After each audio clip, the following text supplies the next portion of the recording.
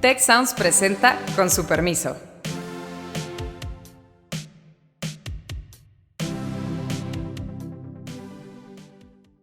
Con su permiso, yo soy Carlos Elizondo y hoy vamos a hablar de un gran reto que tiene el país hacia adelante, es qué hacer con las dos grandes empresas del Estado, las llamadas empresas productivas, que fueron parte de una estrategia de esta administración de hacerlas hegemónicas para darnos la autosuficiencia energética. Ya platicaremos cómo va.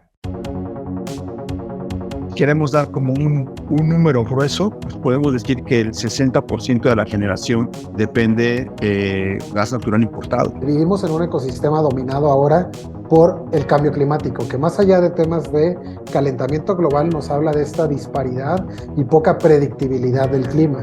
En una crisis climática lo traemos a precios extorsionantes y si quisieran cerrarlo no tendríamos alternativa. Y gracias a que ellos lo pidieron y se los agradezco mucho, en un tuit hemos invitado a dos expertos en la materia, Eduardo Prudhomme y Eric Sánchez. Bienvenidos. Gracias, Carlos.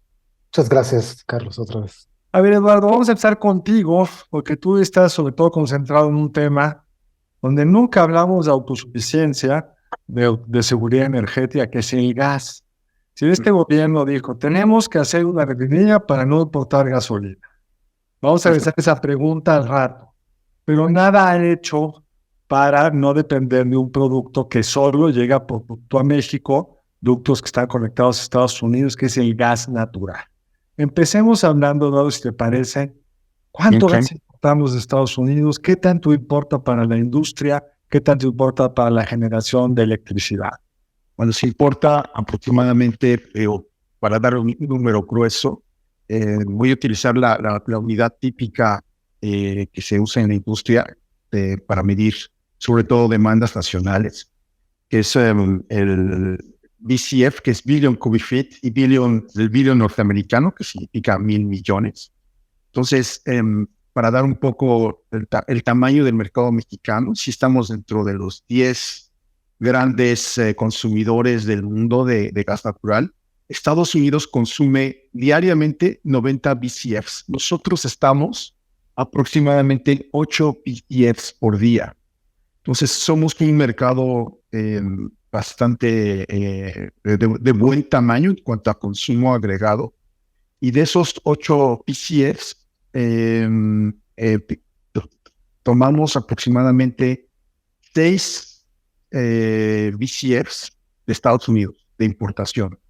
Ya es un porcentaje, casi podríamos decir que somos un país importador y que la producción nacional simplemente complementa en algunos sitios geográficos, sobre todo en el sureste de México, es donde se complementa con producción nacional, y en algunos puntos, por ejemplo, hoy está de moda Ixachi y Playuela, en el centro de Veracruz. Son dos campos de Pemex recientes, para poner el contexto. Exactamente, son campos recientes, no descubiertos en esta administración, hay que decirlo. Sí. Empezaron a operar, de hecho, todavía en la administración anterior. Pero bueno, a grandes rasgos, somos un país que depende de manera crítica, ¿sí? Yo creo que sí es la palabra que hay que usar, de la importación de gas natural. Y de ese gas, en nuestra matriz de generación, pues los plantas de ciclo combinado y de turbogás, pues forman parte del despacho diario de manera sustancial, de tal manera que podríamos afirmar, y obviamente eso cambia, los perfiles de despacho varían hora con hora, pero si queremos dar como un número grueso, pues podemos decir que el 60% de la generación depende de gas natural importado. Entonces, si se nos cerrara esa válvula de gas, esas 24 válvulas que están interconectadas, sencillamente hay un apagón masivo en el país. Y esas válvulas son casi todas vienen, bueno, el gas en el fondo vienen todas de Texas, pero casi todas las interconexiones también están en Texas. Ni siquiera es una dependencia de Estados Unidos, es una dependencia de Texas. Aunque es materia federal, pues cruzan la frontera entre Texas o México, o se van a través del mar, pero saliendo de Texas. ¿Qué pasaría, Eric, si de repente el gobierno de Estados Unidos decidiera cerrarnos las llaves del gas? Es una buena acotación y me gustaría comenzar por, bueno, poner solamente en proporción los datos que ya intercambiaban ustedes, el doctor Prudhomme y usted, doctor Carlos, que es los volúmenes de los que están hablando en un mal mes o buen mes, si lo vemos desde Estados Unidos a México, pueden llegar a representar hasta el 92% del consumo total de gas natural en México. Partiendo de ahí, la probabilidad, aunque yo la observaría como menor, de que se cerraran las válvulas por una decisión, no es ajena y totalmente improbable. Existe, de hecho, lo que se llama el Jones Act, que es una legislatura que ante temas de seguridad, viéndolo desde Estados Unidos, ellos pueden decidir cerrar la comercialización. Ahora, lo que no es poco probable, y es uno de los temas que me gustaría comenzar a poder, comenzar a sembrar en esta conversación, y que cada vez vamos a ver más, es que no podemos dejar de lado que vivimos en un ecosistema dominado ahora por el cambio climático, que más allá de temas de calentamiento global nos habla de esta disparidad y poca predictibilidad del clima. Lo que sí nos puede repetir es escenarios como los que vimos en invierno de 2021, que lleven a contracciones o brincos poco predecibles en los precios del gas natural, porque el gas natural no dejó de comprarse, solo se compró a precios excesivamente caros. Sin embargo, que estos nuevos fenómenos cada vez más extremos sí pueden llegar a disrupciones tales que compliquen los flujos comerciales de gas natural. Ese es un muy buen punto. O sea, hay cambios estructurales en el mercado, agregaría una mayor demanda en Europa de gas licuado. Estados Unidos está por convertirse, ya se convirtió, depende de cómo lo miras, en el principal exportador de gas licuado. Es un gas que compite, digamos, una demanda de gas que compite con la nuestra, y eso en sí mismo ya tiene unas problemáticas que no teníamos antes, pero solo como ejercicio mental, Eric, porque la seguridad energética en materia de gasolina es aún más improbable que que no tengamos gasolina importada. De hecho, con el último huracán grande en Houston, pues dejamos de importar gasolina en Estados Unidos y nadie se dio cuenta, porque lo podemos importar de cualquier mercado, porque es un producto que se vende en barco y no depende del suministrador, como en el caso del gas natural. Pero solo para poner como ejercicio mental. Si los Estados Unidos se volvieran locos, no les importara su reputación como suministrador confiable de gas, y hubiera un conflicto con Estados Unidos y dejaran de surtir gas, ¿qué pasaría? Bueno, básicamente perderíamos primero, como primer paso, la capacidad industrial del país. Paso dos, lo que se vería afectado sería el suministro eléctrico, que aquí yo creo que a lo que nos empuja es a una conversación sobre las necesidades casi más que atrasadas, diría urgentes y pendientes de diversificar la matriz.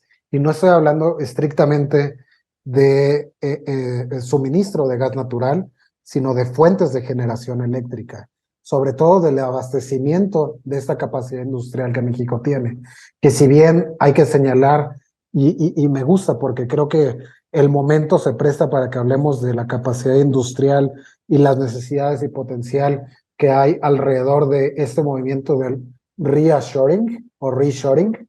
Debo confesar que a mí no me gusta el concepto de nearshoring porque lo creo que compromete a algo estrictamente geográfico, condiciones que no existen. Pero en este momento del reshoring deberíamos estar no solamente pensando por estos temas en disrupciones en suministro, sino en el potencial que tenemos por delante de diversificar esta matriz, ¿no? Que nos lleva justo a solventar temas de seguridad energética al no depender de una única fuente, como es hoy día, ¿no? Bueno, Eduardo, que es muy frustrante cuando uno ve los yacimientos del sur de Texas, del famoso shale oil o gas crudo no convencional, pues son muy similares a los del sur del Río Bravo, que están en el norte de México. Tenemos unas reservas muy importantes, equivalentes a aquellas, y en vez de estarlas extrayendo, las estamos trayendo de Estados Unidos. ¿Es viable tecnológica y económicamente desarrollarlas? creo que a mí me gustaría hacer a tu pregunta de si el gobierno se vuelve loco de Estados Unidos, y ahorita contesto tu pregunta, es, creo que nuevamente la discusión, sobre todo de diversificación y desde una perspectiva de riesgo, hay que entender los incentivos. Y creo que estamos afortunadamente junto al país donde los protocolos comerciales, donde las prácticas de la industria son las más sofisticadas, las más, donde se da el valor al mercado y donde las decisiones, afortunadamente, no son centralizadas. No son como las nuestras, porque si fueran como las nuestras serían muy peligrosas. Yo eso es muy importante subrayarlo, Eduardo. Ellos son gente que cuida los mercados, cuidan los procesos, cuidan los contratos. Porque les interesan los contratos. Porque a cualquiera le interesa cumplir sus contratos. Si nosotros tuviéramos una visión de mediano plazo, nos interesaría cumplir los contratos en energías renovables, etcétera. Pero lo pongo, Eduardo, Eric, como un ejemplo extremo y muy improbable de dónde están los verdaderos riesgos de seguridad energética. No están en la gasolina, donde también son confiables, pero aunque se volvieran locos, los podemos traer de Rotterdam. Aunque hubiera una crisis climática como hubo con el huracán Harvey, los trajimos de Rotterdam, un precio un poco mayor, mientras que en el gas, como ya dijeron, en una crisis climática lo traemos a precios extorsionantes, y si quisieran cerrarlo no tendríamos alternativa si no cambiamos las cosas, porque hay cosas que se pueden hacer. ¿Qué se puede hacer?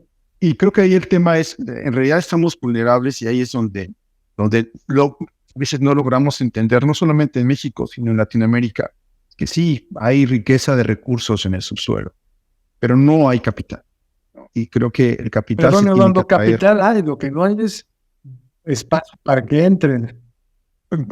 Exacto, no hay capital, digamos que no hay nadie dispuesto a poner capital.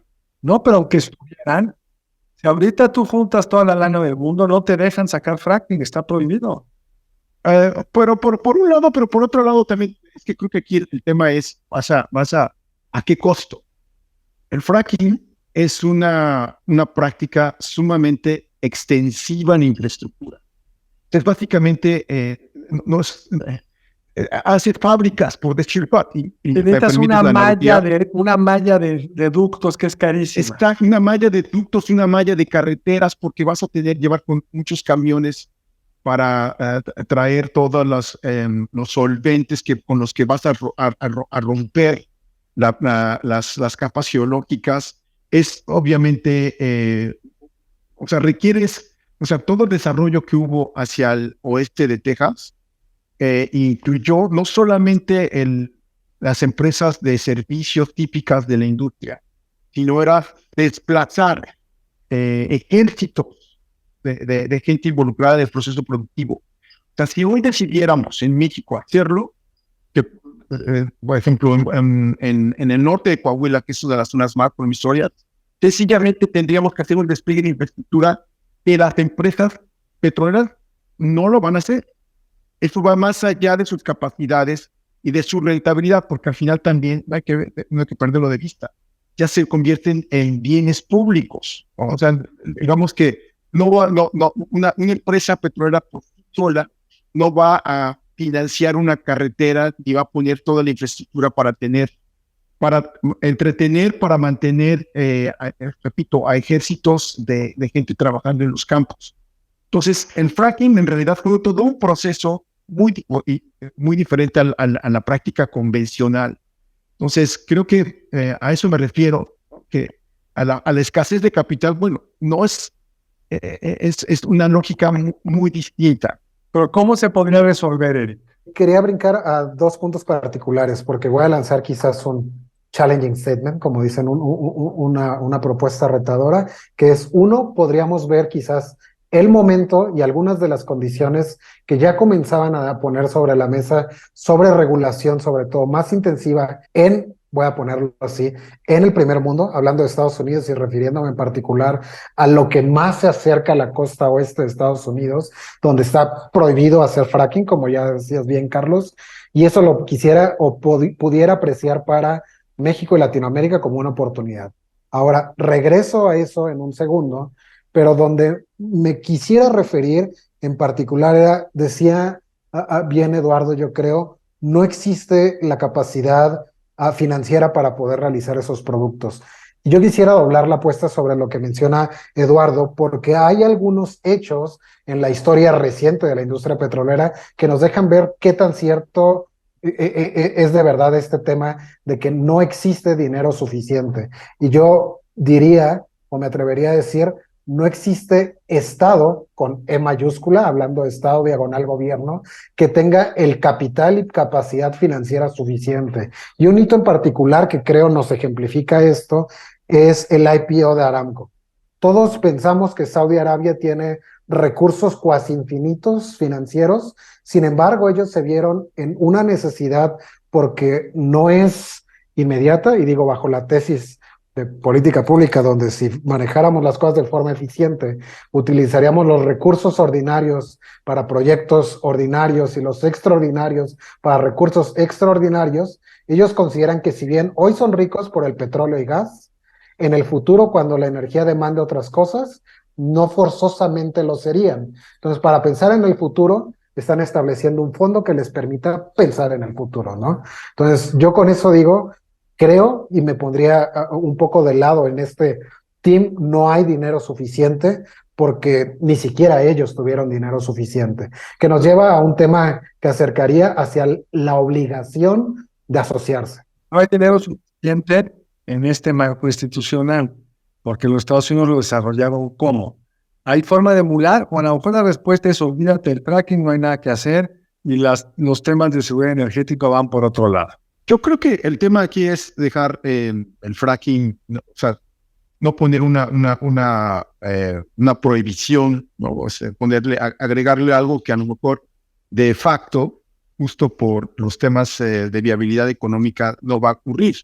Pero eso no quiere decir de manera, o sea, que esta regla general no pueda ocurrir en una zona particular. O sea, estoy pensando, ¿no?, que hay colindancias, por ejemplo, de la zona de Permian, Oaxaca, con el norte de Chihuahua, y a lo mejor es muy fácil, ¿no?, en un acuerdo bilateral, ¿no? También creo que aquí hay que abrir un poco el campo hacia una agenda binacional y no solamente México, Estados Unidos, sino al final también retomar la apertura que se tomó con el cambio estructural de 2013, y a lo mejor es más o menos fácil expandir, viéndolo como una expansión de las zonas de producción de Oaxaca, que migre hacia campos transfronterizos. Esto yo creo que podría ser viable, dado que se pueden aprovechar las escalas que están puestas en Oaxaca. No así en campos donde no está desarrollado. Entonces, creo que poner barreras regulatorias nos quita algunas soluciones puntuales. Ahora, desde la regla general, me parece hoy que a México le costaría mucho ser competitivo con los proyectos que ya están en marcha, sobre todo en la zona de Permian, donde incluso hemos llegado a ver precios negativos. Y la razón de fondo es que en los ejercicios de flujo de caja de las empresas les sale, no quieren parar la producción, tienen una regulación sobre el venteo mucho más estricto, tienen que ser muy cuidadosos en que se dé el balance de gas, en este sentido, que encuentren una salida y están dispuestos a pagar porque se lleven el gas. Porque el negocio muchas veces es el crudo. Porque el negocio es el crudo y los líquidos, ¿no? Entonces, al final también es una lógica de negocio también muy distinta a la que tenemos en Pemex, donde en Oaxaca son proyectos específicos, donde se mide cuál es el flujo prospectivo de cada campo, ¿no?, de cada proyecto. Y en ese sentido se mide su performance, su desempeño económico. Y no es una decisión centralizada, y el campo no da, pues sencillamente se cierra. Y el riesgo es bastante acotado, ¿no? No va a cambiar en ningún sentido el desempeño económico de las grandes empresas. De hecho, la tendencia de ahí, creo que el tratar de leer un poco qué va a suceder en el futuro respecto a la transición energética, creo que todos estamos convencidos de que va a ocurrir una transición energética, pero no el ritmo y no el papel de todavía los energéticos fósiles.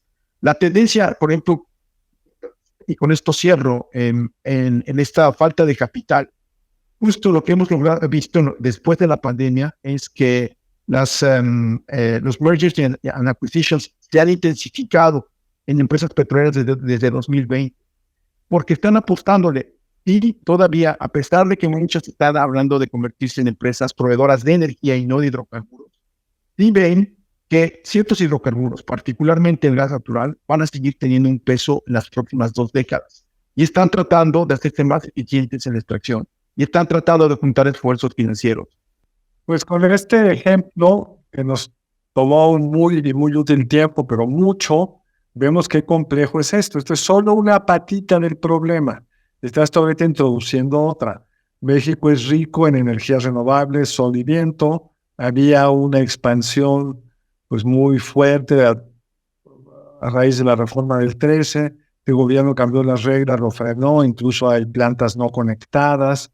Bajo el argumento, y esta es la pregunta que les quería hacer, Eric, bajo el argumento de que es muy riesgoso depender tanto de una energía intermitente y que había que detener ese crecimiento, y pues quizá lo que estamos haciendo es proteger la seguridad de la red, o a lo mejor estamos quemando gas cuando podríamos estar usando el sol. ¿Cómo lo ves, Eric? Por un lado, creo que dentro de toda la narrativa que se ha venido desencadenando desde los tiempos de la pandemia, incluso a un poco antes, me referiría en particular a que estos temas de diversificación han demostrado, particularmente en Europa, como había estado diciendo, contrario a lo que se había estado diciendo durante este año, que sí es posible, A, abatir los costos, B, lograr esa diversificación y con esto reducir dependencias. Allá, a un Estado que no ha cumplido con las condiciones preestablecidas en contratos de suministro o que ha faltado algunos de los acuerdos, y por otro lado, a los combustibles fósiles. Sin embargo, digo, para cerrar, y creo acercándonos hacia el final, retomaría el punto que decía yo de las oportunidades, para dejar un mensaje quizás propositivo. Donde yo veo que pudiera ser una oportunidad para Latinoamérica es al extenderse esta tendencia regulatoria, sobreregulatoria en Estados Unidos, de la costa oeste hacia el centro, donde se van extendiendo estos obstáculos. Si se alinearan los incentivos y las condiciones en México, sí se podría ser el suministrador de un gas natural que allá podría verse obstaculizado su desarrollo. No estoy diciendo que compitamos, pero sí que se establezcan las características para poder comenzar una industria que, como bien dicen, es intensiva. Pero quisiera como poner un poco más puntual para ver si me queda más claro. México podría, dada su actual matriz, la estructura de sus redes, el tipo de consumo que tenemos, podríamos estar produciendo más energía solar y eólica sin poner en riesgo la estabilidad de la red, porque la primera razón que se esgrimió justo un poquito antes de la pandemia y luego se reforzó en la pandemia es que había que frenar eso porque ponía en riesgo la estabilidad de la red, y ahora quemamos combustorio para generar electricidad, lo cual es contaminante, es malo para las finanzas de Pemex, es malo para el país, y no me quedó claro si sí se puede o no se puede, Eduardo. No, creo que estamos tratando de implementar soluciones con las mismas reglas del pasado. Viendo, un poco redondeando la idea de Eric, ¿no? Es posible bajar los costos de generación, pero todavía estamos en esta lógica de incentivos. Tenemos un esquema tarifario sumamente anacrónico, donde las señales económicas, justo para cerrar, la intermitencia al final hay que entenderla. Sí, hay por una parte una variabilidad de la fuente de generación, pero también los perfiles de carga pueden ser móviles. Un poco la apuesta en mercados más sofisticados es justo mandar la señal económica para achatar los perfiles de carga en el momento en el cual no va a haber ni aire ni energía solar, obviamente es en la noche.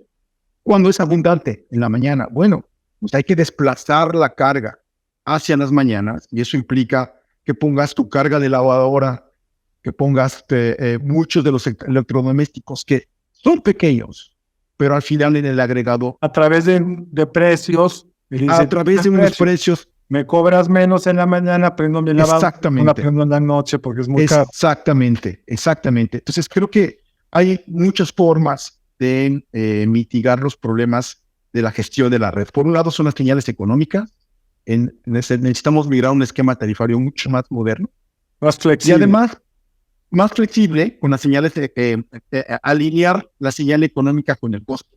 Que efectivamente hoy para el ciudadano común, para el que está en la tarifa 1, o la 1A o a la F, recibe una factura bimestral que no le dice nada respecto a cómo estuvo funcionando la red, ¿no? Entonces creo que es importante. Y en el otro sentido hay empresas intensivas en energía que está en el pico de sobreprecio que tienen que pagar en la hora pico, que les puede salir más económico apagar los hornos, que es térmicamente una locura, pero a ellos les sobrecompensan el precio de la energía eléctrica. Entonces hay que buscar un esquema que sea económicamente más razonable. Hay que moverse a tarifas horarias. Y ahora, en el término técnico, creo que también no hay que perder de vista, y aquí es un tema que puede sonar un poco no muy respetuoso de los talentos, y mi intención para nada es denostar la capacidad técnica que existe en los operadores.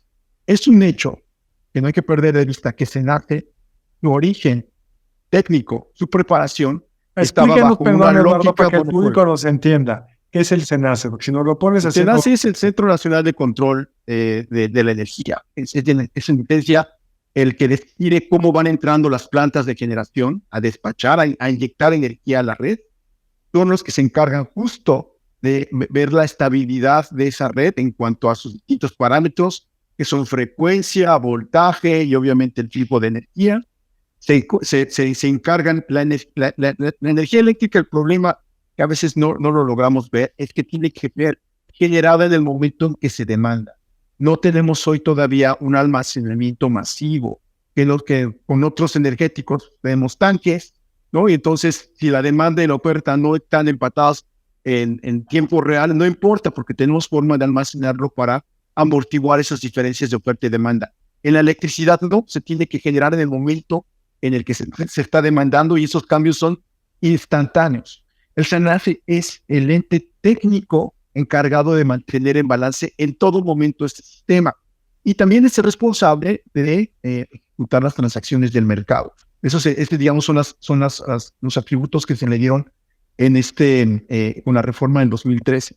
Y me parece que no hay que perder de vista que SENACE ya era un órgano técnico que se creó en el seno de CFE, cuando CFE era el generador único, el suministrador único, y obviamente estaba en una lógica de monopolio en la transmisión, que eso va a ser inherente a la transmisión y su monopolio natural, pero también un monopolio en la generación.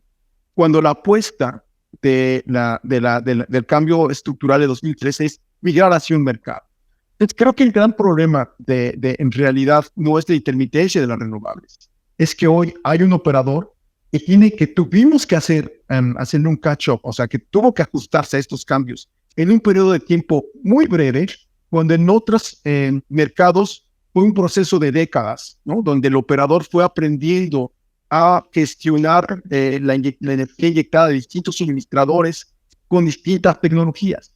Entonces, creo que es también un tema de protocolos, es un tema también de entender que hay que gestionar cambios mucho más acelerados a lo que se estaba acostumbrado. Entonces, creo que es también un tema de rezago, por decirlo así, cultural dentro del operador. Ustedes no lo ven, pero yo sí lo veo. Eric tiene muchas ganas de participar. Hay muchas cosas que quiere decir. Adelante, por favor, Eric. Creo que, y concluyendo un poco, otra de estas herencias del sistema monopólico que ya delineaba Eduardo, y regresando a los temas de vulnerabilidades y riesgos, es que hoy día, y voy a tomar medio segundo para regresar a la pregunta que quizás no era contestada, no nos podríamos a enfocar en o diversificar la matriz o diversificar las fuentes de energía, debido a que durante los últimos 5, ya cerca de 6 años, no se han siquiera realizado las responsabilidades de este único operador en términos de generación y en particular transmisión, lo que nos llevaría a que hoy, habiendo esas carencias, no podemos dar ya no el paso adelante, el paso que tenemos pendiente, y esto nos lleva, me gustaba lo que mencionaba Eduardo, de modernizar tarifas, diría, todo el ecosistema regulatorio para que además se pueda permitir no solo la inversión, sino la participación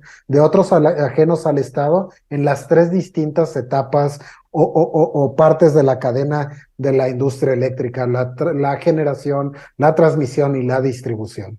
En otras palabras, hay toda una, digamos, metodología que existe en otros países, no es ciencia oculta, que nos podría ir a través de una serie de reformas regulatorias con un plazo largo y razonable, irnos acercando a ese modelo que usan países europeos. Corrígeme, Eduardo, Eric, pero en España, en los meses de verano, un porcentaje inusualmente alto provenía de electricidad y de viento, y no causó ninguna inestabilidad en las redes, y contra lo que en algún momento protestaba o presumía el gobierno. Mire qué caro le cuesta el gas a España en el pico de la ruptura del suministro ruso hacia Alemania.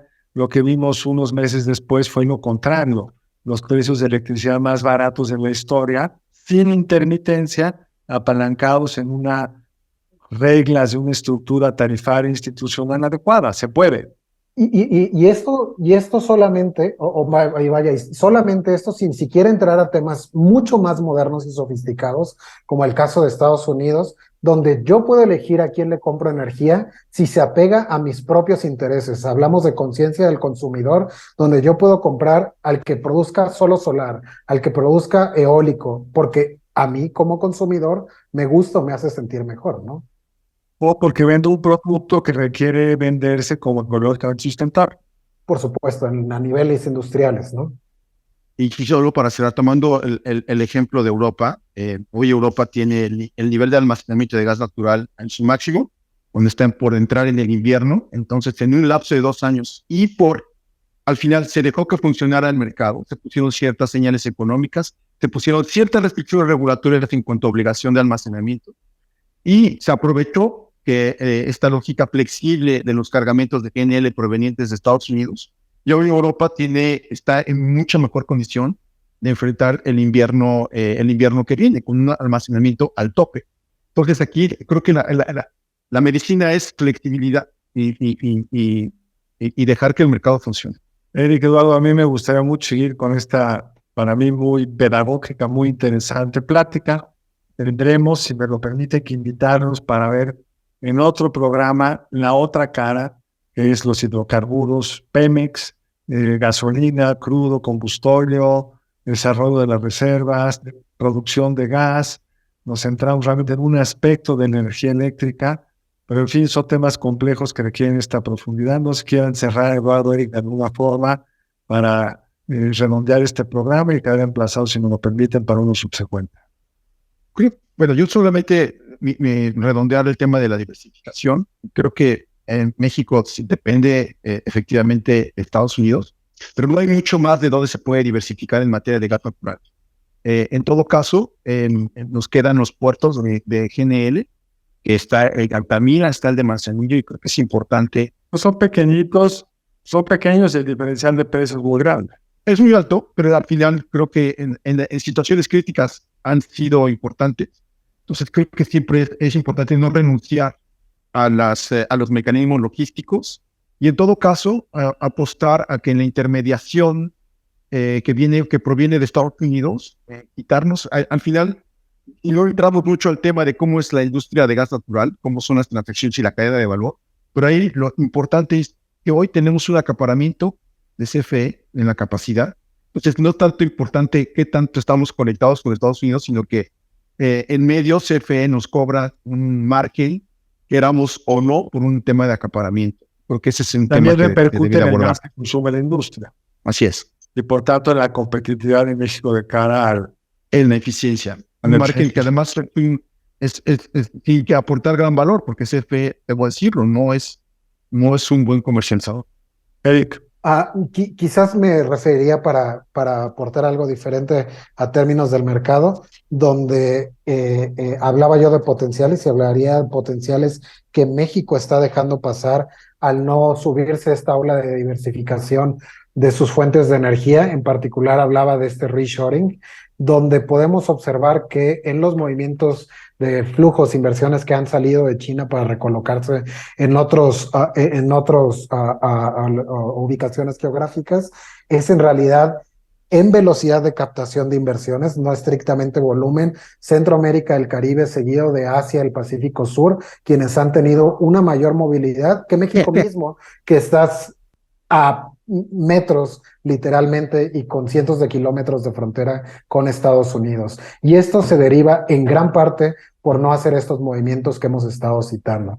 Fuera de eso, hablaría que no solamente se trata de lo que podamos estar suministrando como tal en materia de industria de Estados Unidos, sino el potencial en términos de industria y desarrollo económico local que México no ve, por de entrada no tener la materia prima esencial que es la energía.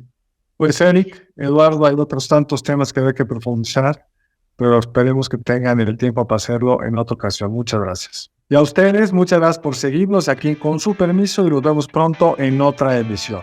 Si quieres conocer más sobre el comercio y los negocios, te invitamos a escuchar Territorio Negocios. La experiencia del cliente o del usuario es cada vez más importante. El podcast en el que hablamos sobre las nuevas tendencias de innovación, emprendimiento, finanzas y liderazgo en México y en el mundo. Escúchalo en Spotify, Apple Podcast y Google Podcast. Muchas gracias al equipo del Tecnológico de Monterrey y de Tech Sounds. Productora ejecutiva, Lisbeth Siller. Productoras de Con su permiso, Stephanie Cisneros y Eva Obano.